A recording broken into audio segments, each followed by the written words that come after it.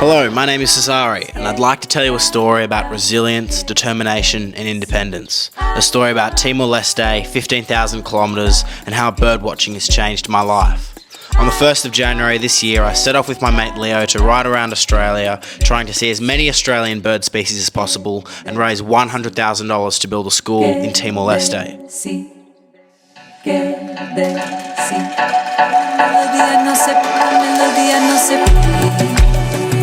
So far, over nearly 10,000 kilometres of rough adventure, we have raised nearly $60,000 and seen over 600 bird species. We have only 4,000 kilometres left to ride from Perth to Melbourne across the Nullarbor and the final $40,000 to raise. So what's it been like? In central Queensland, we rode on roads so hot that the tar melted, whilst 2 weeks later, cyclonic rains had flooded the highway, allowing fish to swim around our laden bikes. We are without a support crew, have funded ourselves via savings accrued through high school and uni jobs, and we contribute 100% of funds we make from the trip towards building a school in Timor-Leste. But I'm not here to give you a highlights reel of this trip. I can tell you about kilometres covered and species counts and how to survive 4-carriage, 200-tonne road trains and how to pack your life onto a bike for a year. I can show you endless bands of stars at night which light our way in the vast interior. I can show you chaos, and I can show you fright and adventure and loneliness and all the other things this ride may be. But whether for my own inability of putting it into words which frame an accurate picture, or for the impossibility of the task, I cannot tell you what it's actually been like. But why Timor-Leste?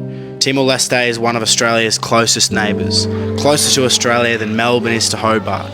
Timor fought for its independence for 24 years, in which time over 200,000 people were killed and 90% of infrastructure, from schools to hospitals to roads, were destroyed. And yet through this, the Timorese still fought for independence. Resilience and determination. You see that pride in the streets. The Timor-Leste flag flies above the crumbling homes, wandering chickens and thin goats. The cassava and papaya grows beneath these flags. The children with not enough to eat smile and wave on the way to school as we bump down the rough tracks. We aim to raise $100,000 by the end of the year, which will build a full school for over 130 children with large insulated classrooms, bathrooms, running water, and a school garden as a practical response to widespread food insecurity. These kids go to school in buildings which are currently so structurally inadequate that on windy days they cannot go to school because the risk is too high that the roof will fall on their heads. But we need your help. Over 500 people have donated so far, with our largest donation of over $1,300 coming from a small country primary school. This has been a grassroots effort so far. These people have donated for kids they cannot see, for a future that is not tangible in their hands, but one that somehow we have been able to make them believe in. For that, we cannot thank people enough. For the faith that has been bestowed in us to stick through the rough, make it through, and finish the job.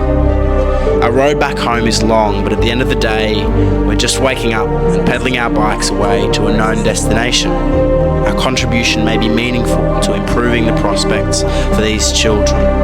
But whilst my road to a future is only 4,000 kilometres long, there is much left to be done here, and the road for Timor-Leste children to their future is both unknown and at risk of being charted too late.